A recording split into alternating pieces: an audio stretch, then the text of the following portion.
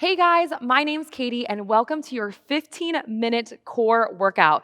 Today I'm going to teach you how to properly activate your transverse abdominis, your deepest core muscle, your rectus abdominis, your six-pack abs, your side obliques, as well as your erector spinae because you cannot neglect the back when we're talking about core. We're going to go through a little tutorial in the beginning and then I'm going to take you through exercises like boat pose, like on your belly for Superman's, and lowering and lifting the legs from a bottom up perspective to target the lower rectus. So meet me on your mat in just a second, and I cannot wait to sweat with you.